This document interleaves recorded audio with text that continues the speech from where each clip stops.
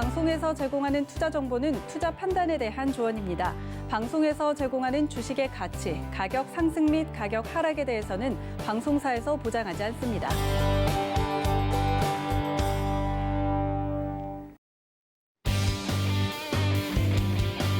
안녕하세요. 주유소 2부로 다시 돌아온 도하나입니다. 여러분들 주유소 2부는 조금 더 집중해 주셔야 되는 이유가 있습니다.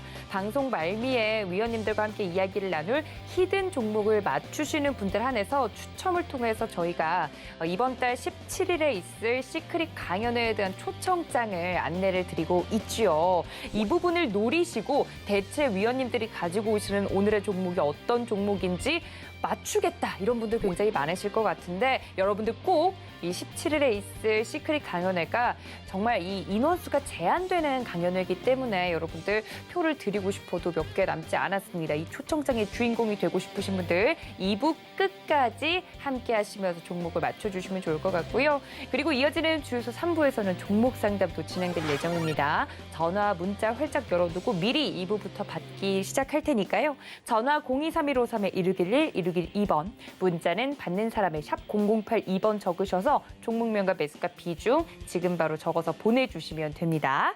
자, 1부에 이어서 2부도 함께해 주시는 저희 위원님들 소개를 드려야겠죠? 허반석 위원님과 이주환 전문가님 모십니다. 위원님들 어서 오세요. 네, 위원님들과 함께 2부도 힘차게 시작을 해볼 텐데 2부의 이제 하이라이트라고 하면 이 포트폴리오 수익률 대결 아니겠습니까? 어떤 종목들이 담겨 있는지 함께 보시죠. 네, 먼저 허반석 위원님의 포트폴리오 현황 보도록 하겠습니다. 호텔 신라는 일찍 목표가에 달성을 해서 제외가 되어 있지만 여러분들 수익률 확인해 보실 수 있겠고요. CJ 제일제당이 비중이 15%입니다. 13.50% 수익이 나고 있고 삼성 SDI는 20%로 수익률이 지금 현재 13% 정도 나고 있습니다. ISC도 14% 지금 거의 굉장히 모든 종목들이 플러스권에서 움직이고 있어서 대단한데요. 우양도 5.11% 수익이 나고 있습니다. 나머지 종목들도 살펴보면 이마트, 오리온, 이 소비주들을 공략을 하셨을 타이밍이 굉장히 좋았나 봐요. 수익률이 현재 다 플러스권에서 모여져 있는 모습입니다. 자, 다음 이주환 전문가님의 포트폴리오도 볼까요? 네, 포스코가 한번 수익을 챙긴 다음에 다시 편입이 됐었죠. 그래서 같은 종목이 또 왜 있지 하고 궁금하신 분들은 이 점을 참고해 주시면 좋을 것 같고 두산마켓 너무 잘 가고 있습니다. 그리고 KB금융 담겨 있고요. 실리콘웍스도 13% 수익률 현재 보여주고 있습니다.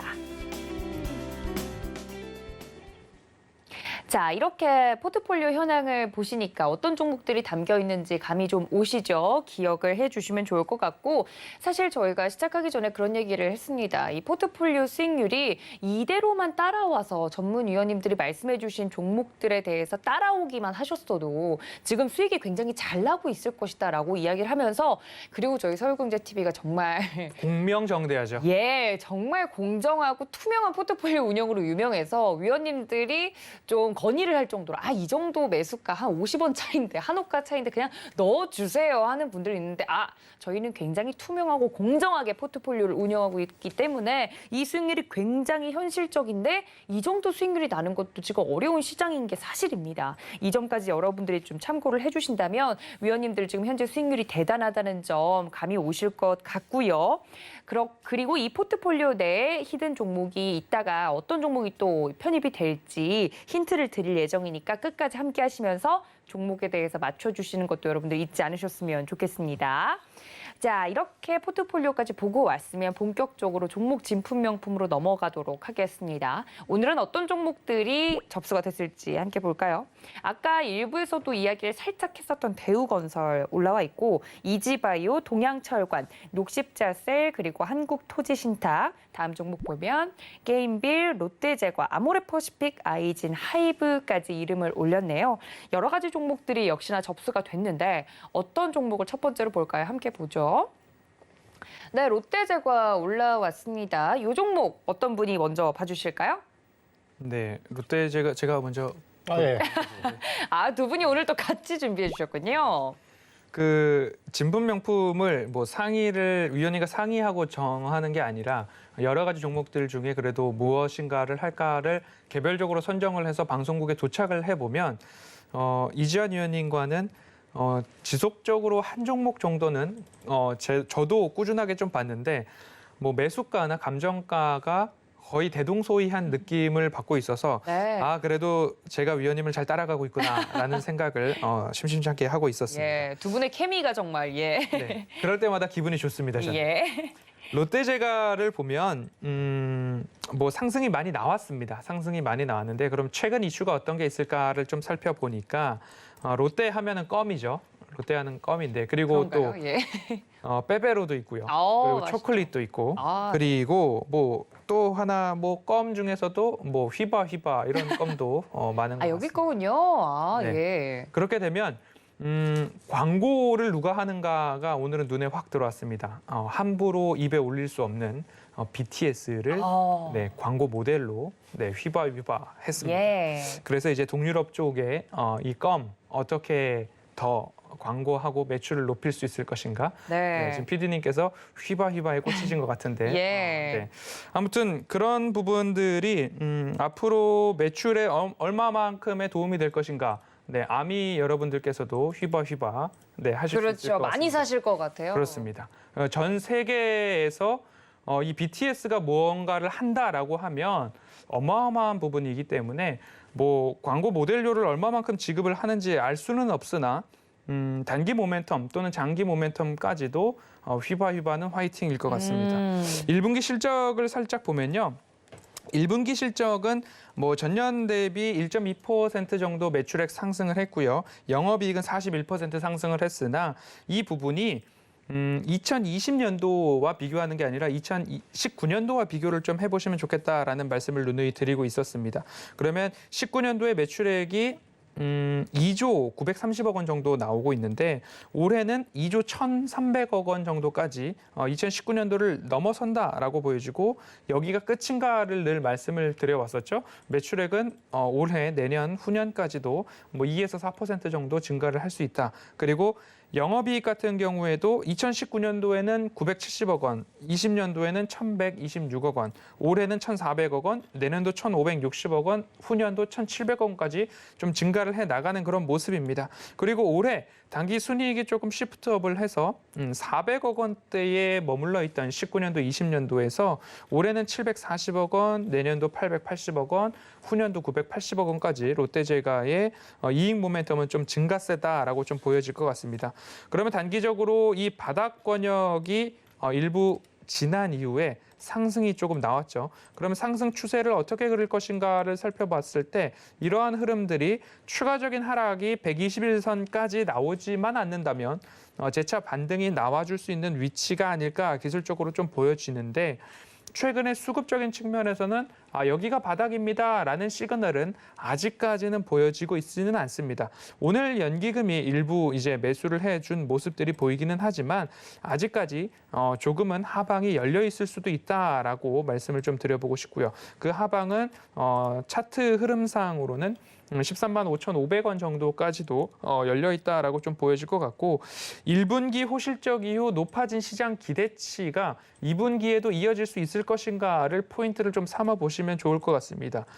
제가 개인적으로 봤을 때에는 2분기 실적을 확인하고 접근을 하셔도 늦지 않을 것 같다.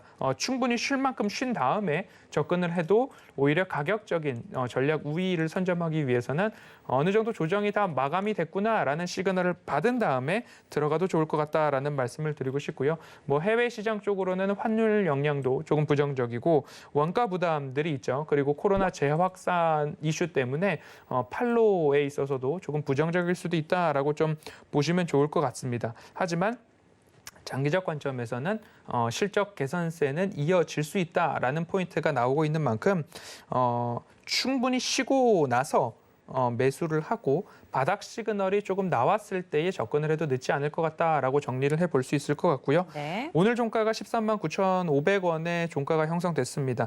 매수가는 13만 5,500원보다 조금 더 아래인 13만 4천원을 좀 매수를 해보자라고 조금 더 조정이 나왔을 때를 말씀을 드려보고 싶고요. 감정가로는 15만 5천원 정도 말씀을 드려보도록 하겠습니다. 네, 기술적으로도 그렇고 가지고 있는 재료 그리고 실적과 관련된 부분, 모델까지 이야기를 해주시면서 자세하게 좀 설명을 해주셨습니다.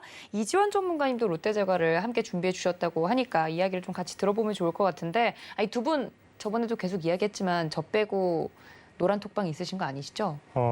사실 허반수 의원님하고 네. 감정가도 똑같습니다. 아, 정말요? 이게 종목도 똑같은데 사실 감정가도 똑같아서 제가 이제 뭐 사실 따로 더 드릴 필요 없이 네. 허반수 의원님이 충분히 말씀을 다 하신 것 같고요. 평가도 거의 비슷하게 나왔고, 다만 저희가 이제 이 종목 진품 명품을 말씀을 드릴 때 미리 이제 어느 정도 종목군 안에서 선택을 해달라는 얘기를 듣는데, 사실 오늘 제가 봤을 때 이제 시청자분들이 좀 듣고 싶은 얘기는 대우건설이나 뭐 게임비 이런 종목들이 있었는데 이런 종목들이 아닐까라고 생각했는데 어떻게 보면 허반석 위원님도 그렇고 저도 그렇고 상대편한테 조금 더 포커스를 받을 수 있는 종목을 좀 양보를 하다 보니까 그러니까요. 오히려 이제 대우건설이나 사실 게임비 이런 쪽 개인들 매수세가 강한 종목들 얘기를 해줘야 되는데 네. 이쪽 얘기를 하지 못하고, 저도 이제 조금 비껴나 있는 롯데제과나 한국토지식탁 쪽으로 했는데 아마 허반수 의원도 계속 그러신 것 같아요. 그래서 다음 주에는 좀 협의를 해서 네.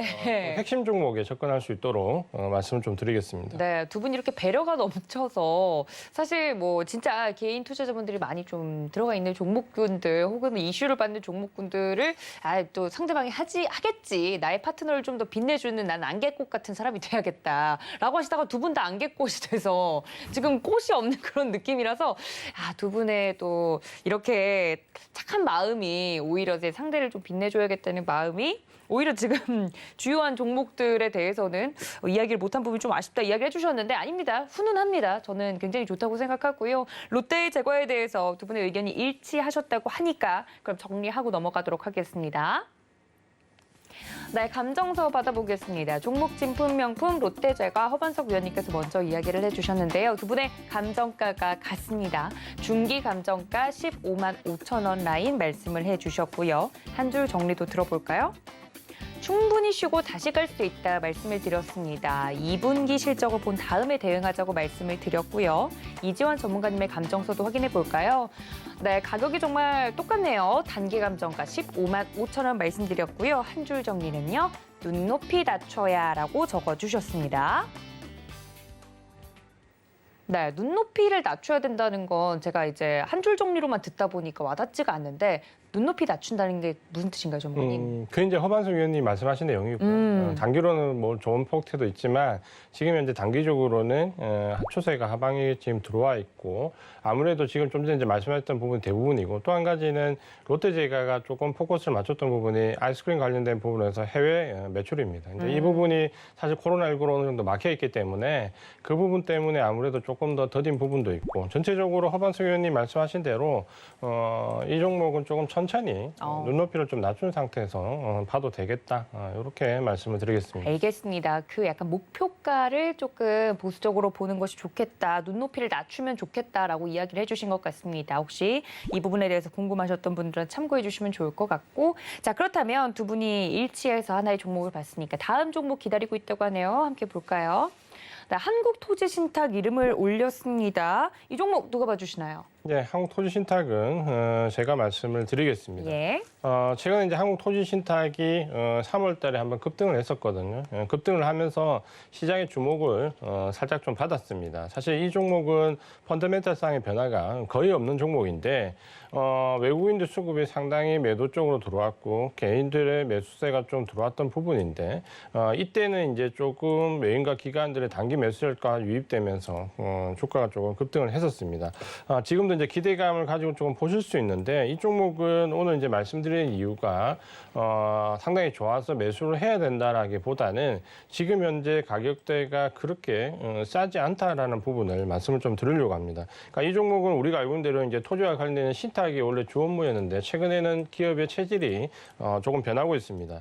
리츠 관련된 사업을 이제 굉장히 많이 하고 있는데 최근에 이제 모멘텀이 좀 불었던 이유가 판교의 H스퀘어 여기에 이제 매각에 대한 우선 협상자로 선정이 됐는데 이 H스퀘어가 뭐 카카오도 입주해 있고 대부분 알만한 기업들이 입주해 있는 바로 그 건물입니다. 그러니까 여기에 대한 이제 우선 협상자가 대상되면서 리츠 사업이 좀 활성화될 수 있다라는 부분이 부각이 되었고 최근에는 수익 구조를 좀 보더라도 이 신탁에 대한 부분들은 리츠나 컨설팅 수입이 오히려 더 증가폭이 크게 나오는 모습을 좀 보여주고 있습니다. 다만 3월 달에 한번 바람이 불었을 때 외국인과 기관들이 집중적으로 매수를 했다면 최근에는 오히려 이제 외국인과 기관들의 차익 매물들이 조금씩 많이 나오고 있습니다. 그러면서 수급이 개인 중심으로 바뀌면서 전체적으로 수급이 조금 나빠지는 모습을 좀 보여주고 있습니다. 이 기업은 제가 이제 항상 얘기할 때 뭐라고 강조를 드렸냐면 매출액이나 영업이익이 거의 변화가 없는 기업이다라고 말씀을 많이 드립니다. 근데 최근에 이제 이런 건설 관계된 부분, 부동산 관련된 부분에서 바람이 좀 분다라고 생각하실 수가 있는데 제가 경기 회복과 관련돼 있는 종목들을 보실 때 특히 지금 현재 실적과 관련된 부분 좀 유심히 볼 필요가 있다라고 좀 전에 건설주에서도 말씀을 드렸는데요. 이 한국토지신탁의 역시 마찬가지지만 오늘 실적을 보면 매출액이 한 2천억 정도, 영업이익이 한 900억 정도 예상을 하는데 작년과 비교하면 거의 대동소이. 그러니까 코로나19 때와 비교하면 대동소이하고 오히려 2018년, 2019년도와 비교를 하면 실적이 반토막입니다. 그러니까 영업이익으로 보면 그런 부분들을 좀 보신다면 기대치를 좀 낮추고 접근할 부분이 분명히 있다라고 말씀을 좀 드리겠고요. 아마도 지금 현재 제가 이제 좀 우려스러운 부분은 기관과 외국인들의 차익 매물이 나오는 이 시점에서 개인들이 매수를 굉장히 공격적으로 하고 있거든요. 근데 공격적으로 하고 있는데 이 종목은 실제적으로 밸류에이션상 목표가를 대보면 이 근처에서 크게 올라가지 않습니다. 그래서 이 종목은 조금 보수적으로 볼 필요가 있다라는 관점으로 목표가는 지금 뭐 여기서 굳이 매수할 필요가 없을 정도로 사실 밸류에이션으로 맞춰보면 거의 이 가격에서 크게 차이가 나지 않습니다. 그래서 이 종목은 좀 보수적인 관점으로 보자라는 관점에서 말씀을 드렸습니다. 알겠습니다. 이 한국토지신탁 같은 경우는 뭐 종목의 이제 뭐 여러 가지 부분을 봤을 때 지금 가격에 대해서는 그다지 추천하지 않는 종목이니까 보수적으로 보는 부분들이 있어서 설명을 좀 자세하게 해드렸습니다. 정리하고 넘어가도록 하죠. 네, 감정서 받아보겠습니다. 한국토지신탁 단기 감정가 말씀을 해주셨습니다. 한 줄 정리도 좀 들어볼까요? 지금은 관망 시점 좀 비싼 구간이다라고 말씀을 해주셨습니다. 이 점 꼭 참고 부탁드릴게요. 자, 다음 종목은 어떤 종목이 될지 궁금한데 자, 마지막 종목이 될 것 같습니다. 종목 진품 명품 마지막 종목 함께 보시죠. 이지바이오 이름을 올렸습니다. 이 종목은 그럼 허반석 위원님 봐주시나요? 네, 그렇습니다. 이지바이오는 동물용 사료, 사료 첨가제 그렇게 제조 판매하는 회사로 보시면 좋을 것 같고요. 매출 비중은 각각 55.7%, 44.3%로 사료와 그리고 사료 첨가제 이렇게 구분을 해볼 수 있다라고 보시면 되는데요. 5월 달에 주가가 좋다가 다시 횡보 구간으로 바닥 저점으로 달라붙어 있습니다. 그 이유가 이익 추정치가 조금 하향 조정이 좀 됐습니다. 하향 조정이 되면서 목표 주가가 9,000원으로 좀 하향 조정이 됐는데 21년도 별도 기준으로 봤을 때에는 매출액이 307억 원 그리고 영업이익은 48억 원으로 각각 전년 대비 2% 그리고 영업이익은 6% 이렇게 조금 줄어들 전망이다라고 새로운 전망치가 좀 나오고 있습니다. 내수 측면에서는 돼지 사육 두수가 증가함에 따라서 사료 첨가제 시장이 좋습니다. 그러면서 더불어서 영업이익도 3% 성장을 하는데 수출 쪽이 조금 코로나19나 해외 판로의 영향을 좀 받는 것 같습니다. 전년 대비 1% 정도 좀 하락을 하는 모습인데 이 부분도 포스트 코로나를 본다면 오히려 조금 장기적으로 봐야 되지 않을까라는 말씀을 드리고 싶고요. 그리고 또 한 가지는 CJ제일제당에서도 사료 첨가제죠. 아미노산 쪽으로의 매출 확대와 중국 쪽에서의 수요 확대가 좀 일어나지 않을까라는 말씀을 드려왔듯이 결국엔 단기적으로는 코로나19 변이 바이러스의 영향을 받을 수 있다라는 쪽으로 생각해 봤을 때는 그렇게 급하게 접근을 하기보다는 충분히 바닥에서 조정이 나오기를 좀 기다려보면 어떨까라는 말씀을 드려보고 싶고요. 이지홀딩스의 지주사 전환 작업이 진행 중에 있습니다. 연말 정도 되면 해외 법인에 연결 편입이 되고 그리고 지주사 전환에 대한 부분들이 마무리가 될 것입니다.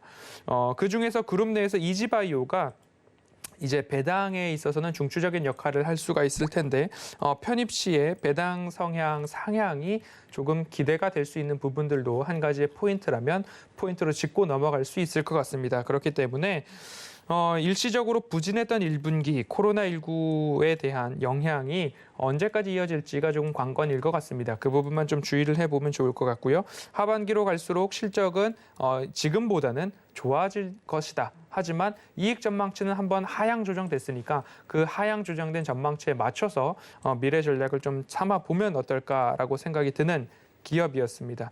오늘 종가가 6,710원입니다. 매수가는 한 6,650원 언저리 말씀을 드리면서요.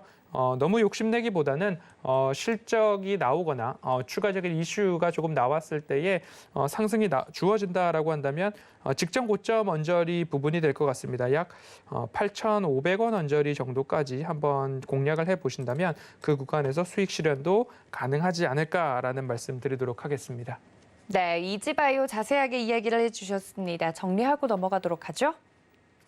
네, 감정서 받아보겠습니다. 이지바이오 단기 감정가 8,500원 라인 제시를 해주셨습니다. 한 줄 정리도 들어볼까요?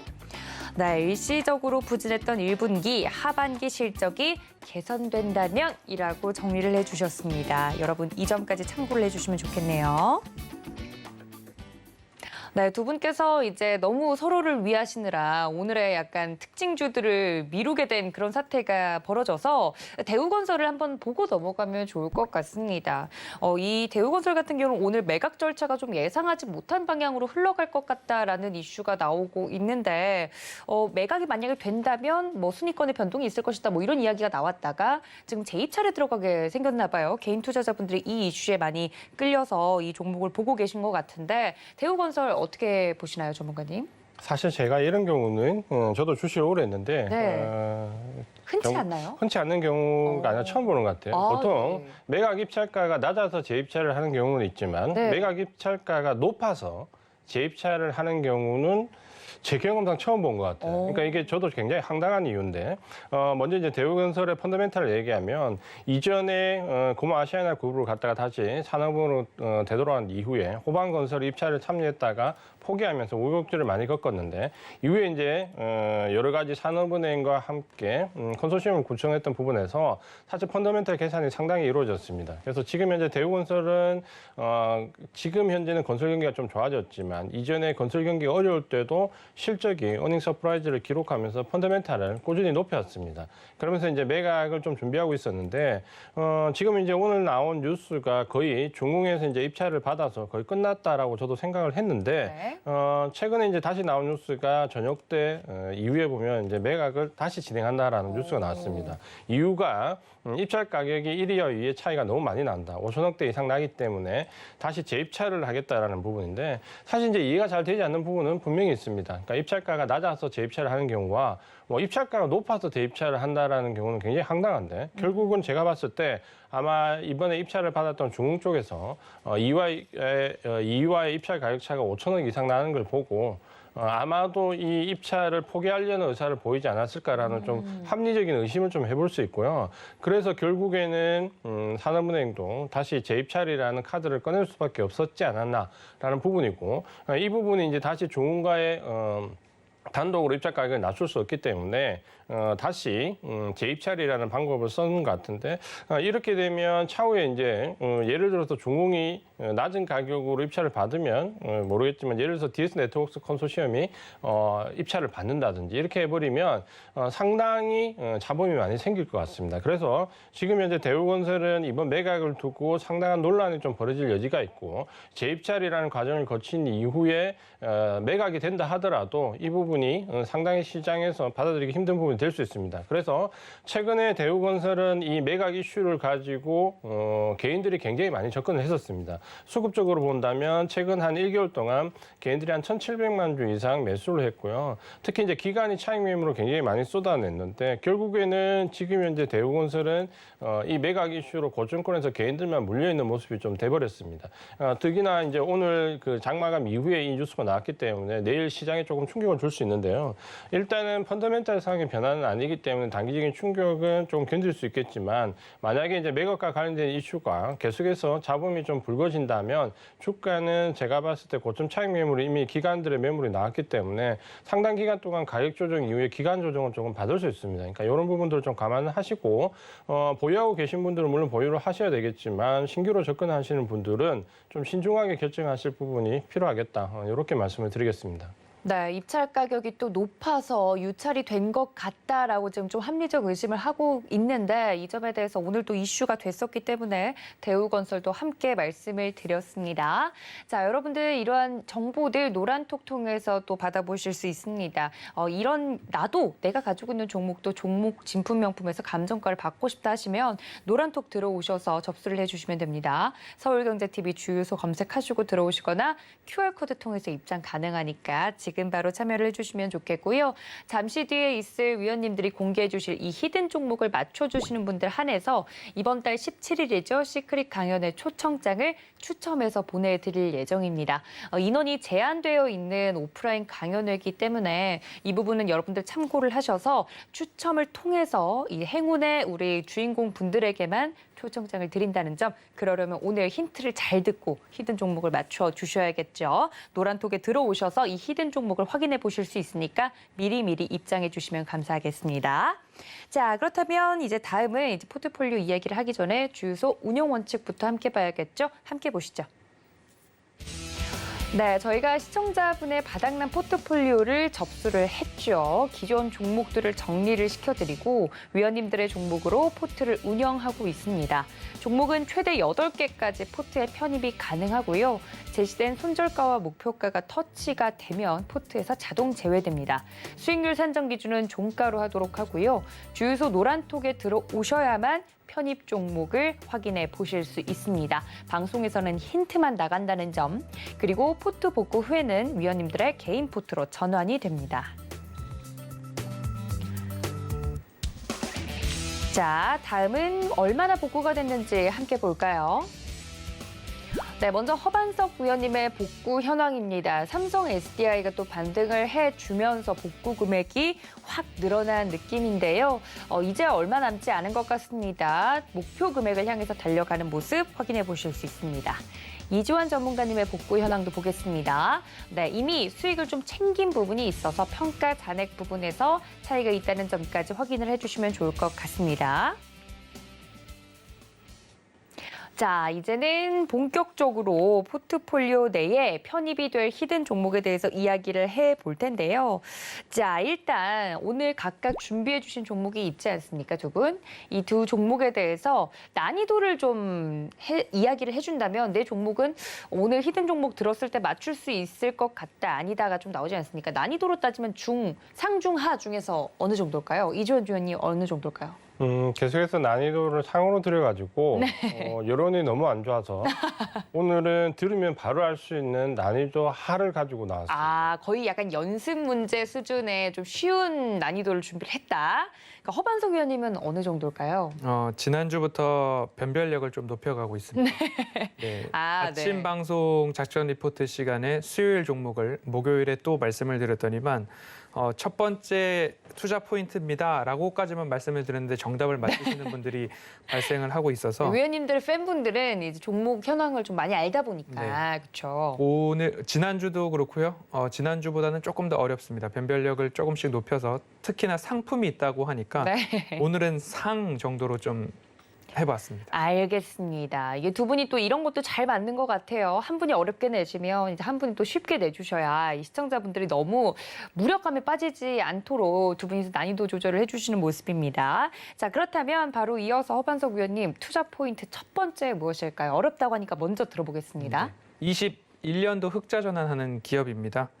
그리고 22년도에도 영업이익이 100% 이상 좀 증가되는 기업이죠.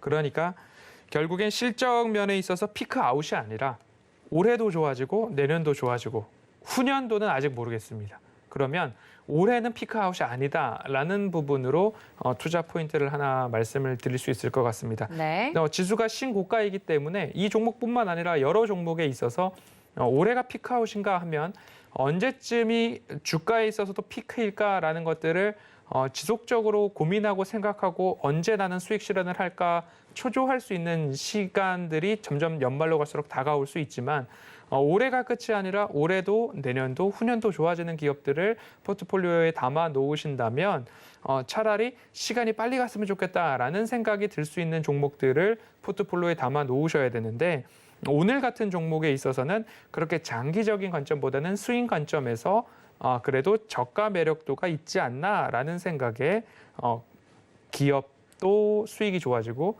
차트상 저위험 구간이고 해서 투자 포인트 첫 번째는 저위험 구간과 수익 증가 두 가지 말씀드려 보겠습니다. 아니 2020년 대비 2021년 흑자 전환이 안 되는 기업이 있을 수 있겠죠, 그죠? 분명히 있습니다. 분명히 2천여 개 종목 중에 2021년이 됐는데도 흑자 전환이 안 되는 기업이 있을 수도 있으나. 무한한님 포트에는 없어야 됩니다. 그렇죠. 네. 제 포트 갑자기 눈물이 나네요. 아무튼 네. 모든 종목들 대부분의 종목들이 올해 들어서 흑자 전환이 되지 않았을까요? 그게 난이도 상이라서 이렇게 또 극악무도하게 주신 건가요? 네. 네, 알겠습니다. 지금 많은 분들이 위원님이 언급을 한 번이라도 했던 종목을 다 던져보고 계신 것 같은데 우양 아니냐. 또 공장 가동률 나오는 거 아니냐, 막 이런 얘기 하시고 현대차, 기아, 현대모비스 종목이 다 나오고 있습니다. 일단 이 중에는 없죠, 위원님? 지금 말씀해주신 종목들 중에는 없습니다. 알겠습니다. 일단 없는 걸로 알겠습니다. 자, 너무 어려우니까 우리 이주환 전문가님의 투자 포인트 빨리 들어가 보겠습니다. 첫 번째 투자 포인트 볼까요, 위원님? 아마 이제 들으면 바로 정답이 나올 것 같습니다. 네. 이 기업은 일본이 독점하고 있던 1.5 나노 동박을 국산화했던 회사입니다. 아마 동박하면 바로 나올 수 있는 바로 그 회사입니다. 그래서 이 종목은 이전에 이제 동박과 관련된 부분에서 1.5 나노미터 이하는 일본만 생산을 했었거든요. 그러니까 이 부분을 국산화하면서 이 2차 전지 관련된 소재 쪽에서 상당한 기술력을 좀 가지고 있는 회사입니다. 최근에는 이제 사업 능력을 많이 확대하기도 하는데 이 동박과 관련된 부분은 여러 가지 이제 이슈가 좀 있지만 일단은 기술력을 좀 인정받고 있는 회사다. 라는 점에서 아마도 동박하면 떠오르는 그 첫 번째 회사를 떠올리시면 가장 손쉽게 답을 찾으실 수 있으실 것 같습니다. 네, 주요 키워드가 첫 번째부터 나와서 난이도가 좀 낮다라고 이야기를 해주신 것 같은데 이건 정말 검색만 해보셔도 이제 금방 이 종목에 대해서 이름을 확인해 보실 수 있을 것 같습니다. 하지만 방송에서는 그 종목 이름을 저는 절대 입 밖으로 내지 않겠습니다. 자, 첫 번째 투자 포인트까지 각각 들어봤고요. 지금 많은 분들이 댓글을 올려주고 계신데 허반석 위원님의 종목이 너무 극악무도해서 난이도가 3,000개 중에서 500개 정도는 지웠다. 휴, 다행이다. 뭐 이렇게 말씀을 해주시는데 그럼 한 2,500여 개가 남았네요. 자, 여러분 많이 줄은 거예요. 줄은 게 어딥니까? 그렇죠? 뭐 예를 들어 상장한 회사입니다. 뭐 이렇게는 얘기 안 해주신 게 어딘가 싶긴 한데 자, 그러면 바로 두 번째 종목으로 두 번째 투자 포인트로 넘어가 보도록 하겠습니다. 자, 상장되어 있고요. 2021년도에 흑자 전환한 기업 중에 또 두 번째 포인트가 뭐가 있을까요? 네, 휴대폰 관련된 회사입니다. 오. 그리고 폴더블 폰 관련된 회사이기도 합니다. 이 회사의 매출 중에 95%가 이런 금속 휴대폰 부품 쪽에서 나오고 있습니다. 이렇게 하면은 한 열 몇 가지 기업으로 좀 줄어들으셨을 것 같아요. 10개요? 네. 그러면 매출의 95%가 이 부분에서 나오고 있다라는 부분이고요. 그리고 휴대폰, 그중에서도 폴더블 폰, 이 정도로 말씀을 드리면 일부 눈치를 채실 수도 있을 것 같다라는 말씀을 좀 드리고 싶고요. 저가 매력도라는 말씀을 드렸기 때문에 혹 뭐 휴대폰이나 PC를 보면서 차트를 보고 계신 분들이라면 최근에 이와 관련된 기업들 중에서 조정을 받았던 기업이 어딘가를 한번 살펴보시고 한번 유추해 보시면 이 기업의 이름이 조금 생각나지 않을까 생각이 듭니다. 네, 약간 당황스러웠던 부분은 한 10개 정도로 줄었을 거라고 생각했는데 저는 2,500개 중에 한 500개 정도 날렸다라고 생각했는데 왜냐하면 휴대폰 부품도 들어가기 시작하면 정말 다양하게 나눌 수 있잖아요. 뭐 화면과 관련된 부분일 수도 있고 뭐 여러 가지 부분을 나눌 수 있는데 이익이 좋아지는 기업이고 내년도까지도 좋아지니까요. 예, 알겠습니다. 예, 지금 많은 종목들이 올라오고 있습니다. 테크윙, 대덕전자, KH바텍 이 중에 있습니까? 삼성전자라고 적어주신 분도 있네요. 삼성전자는 아닙니다. 예, 아니라고 합니다, 여러분. 휴, 다행이다. 한 종목 제꼈네요. 자, 많은 분들이 궁금해하시는데 휴대폰 중심의 이제 부품 제조사다 말씀을 드렸습니다. 자, KH 바텍이다 하고 굉장히 확신에 쳐서 말씀해 주시는 분이 있는데 일단 이 중에는 없다고 합니다. 자, 우리 그러면은 이주환 전문가님 두 번째 투자 포인트 뭘까요? 확신을 좀 더 주시죠. 이 종목이 이제 최근에는 동박뿐만 아니라 이제 새로운 사업 쪽에서 매출이 진입하는 게 아니라 이제 본격적으로 발생이 되는데 그 부분은 이제 2분기부터 반도체 패키징용 초급방 매출이 큰 폭으로 이제 나올 걸로 기대가 되고 있습니다. 그러니까 기존에 있던 2차전지 소재 쪽에서 반도체 패키징용 소재까지 이제 영역이 확대되는데 이 반도체 패키징용 초급박은 사실 이윤 구조가 상당히 좋습니다. 오히려 이제 2차전지보다도 사실 마진 구조가 더 좋기 때문에 이 부분이 2분기부터 매출이 조금 본격적으로 나오면 제가 볼 때는 아마 지금 나와 있는 증권사 리포트들에 대한 이 종목의 컨센서스가 제 생각에는 2분기 매출이 나온 이후에 조금 위쪽으로 업그레이드 되지 않을까 좀 예상을 좀 해봅니다. 네. 그러니까 이 부분의 매출이 지금 현재 대부분의 증권사 매출에 반영되어 있는 정도가 실제 매출보다는 제가 볼 때는 조금 약하게 반영되어 있는 것 같고요.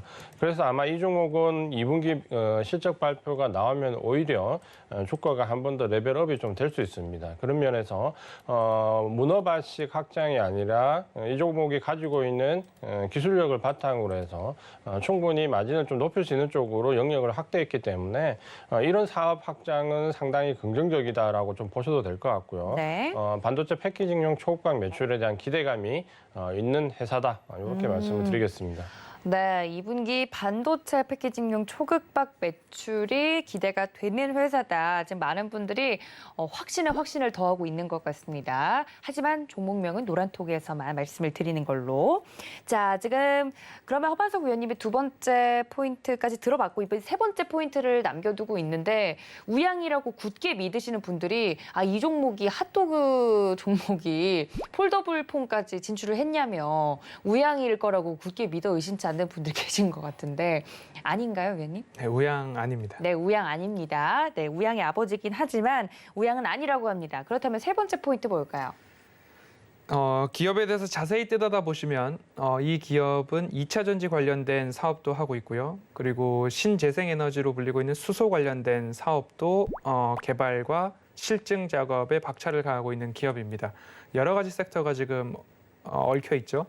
휴대폰, 폴더블, 그리고 2차 전지, 그리고 수소까지 있습니다. 방송 중에서 언급을 드린 적이 있습니다. 그런데 2차 전지 관련해서는 매출 비중이 너무 적습니다. 그래서 말씀을 드리기에도 조금 뭐라 그럴까요?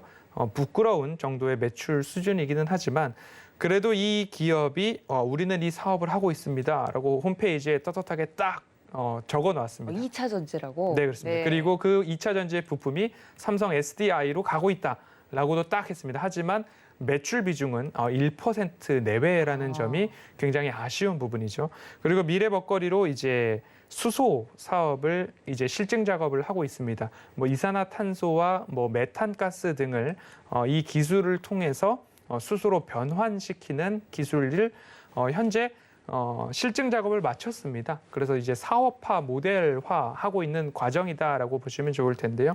결국엔 미래 먹거리와 기대감 측면이지 지금 현재 시점에서 수익으로 연결되고 있는 부분은 휴대폰 쪽이 유일하다라고 좀 보시면 좋을 것 같습니다. 그렇기 때문에 당장의 이익 모멘텀은 휴대폰이지만 앞으로의 풍부한 성장 모멘텀과 미래 먹거리를 준비하고 있다라는 수준으로 좀 보시면 좋을 것 같고요. 재차 말씀을 드리지만 저가 매력도에서 단기 스윙으로 말씀을 드려봅니다라는 부분 포인트로 삼아 보시면 좋을 것 같습니다.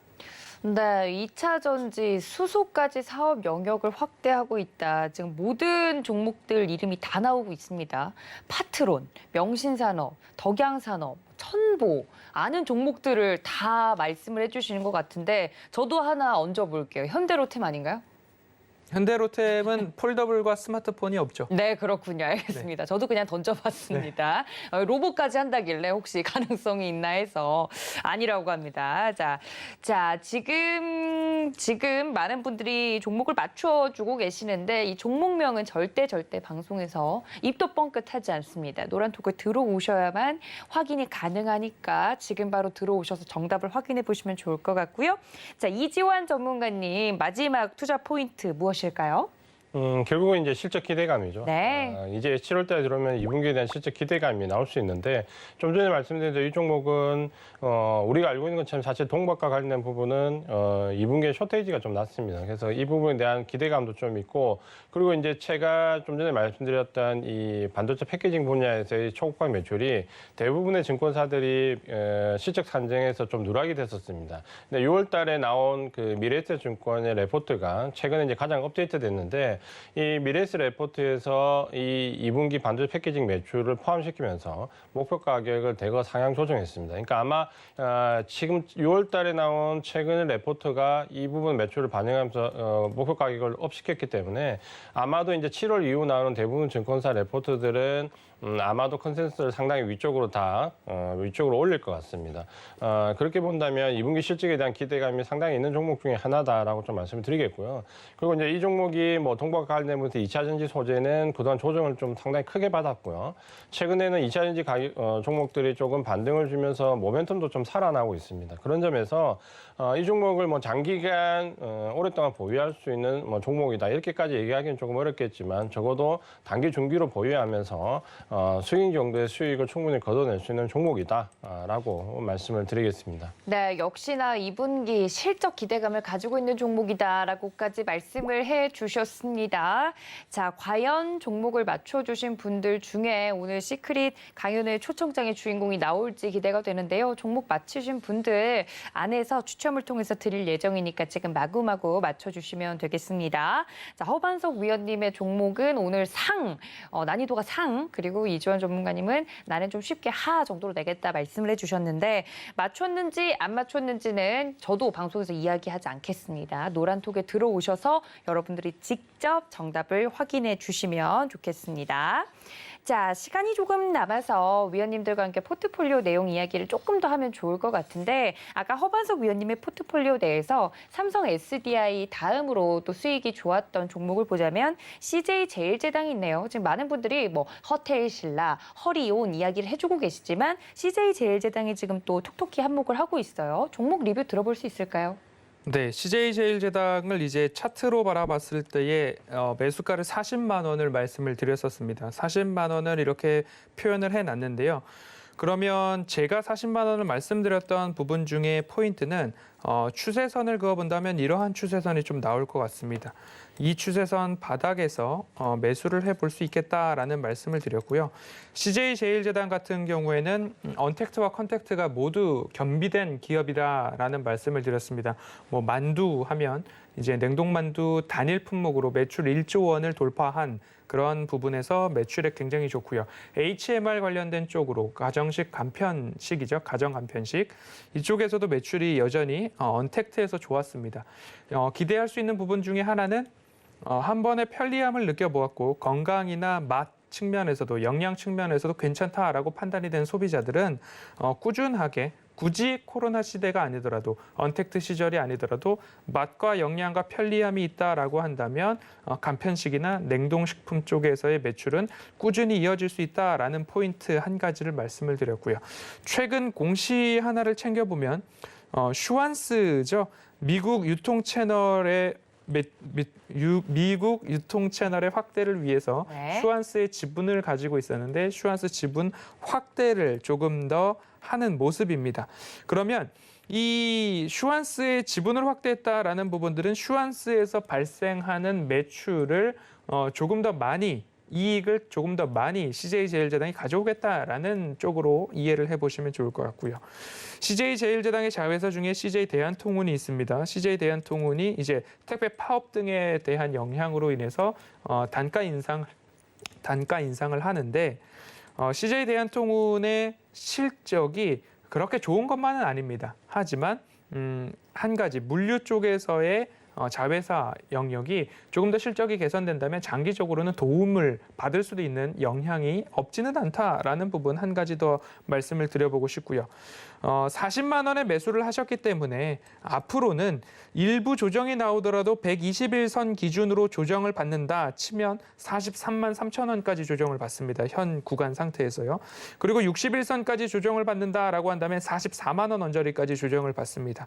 최근 가장 깊었던 조정이 44만 원 언저리였거든요.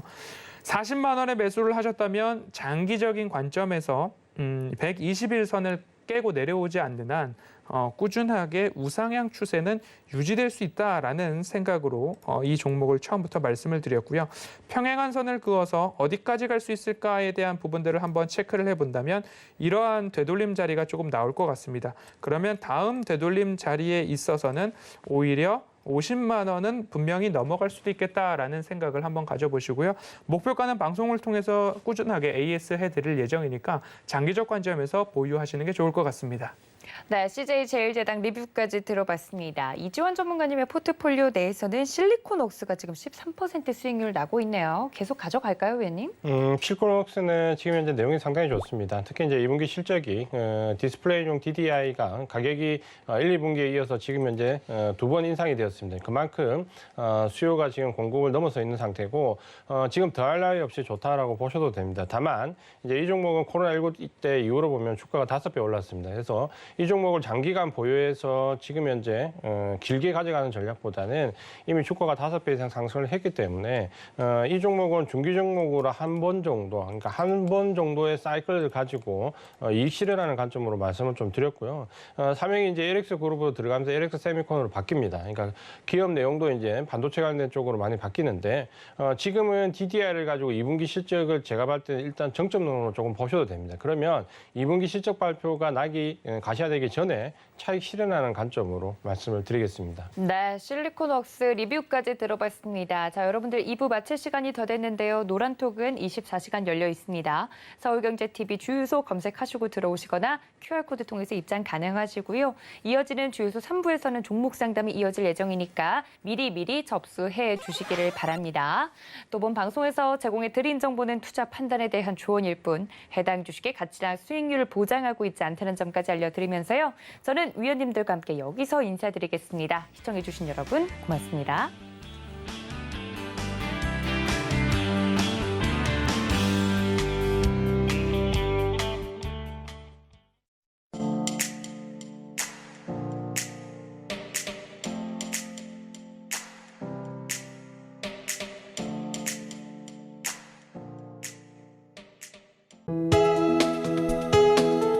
본 방송에서 제공하는 투자 정보는 투자 판단에 대한 조언입니다. 방송에서 제공하는 주식의 가치, 가격 상승 및 가격 하락에 대해서는 방송사에서 보장하지 않습니다.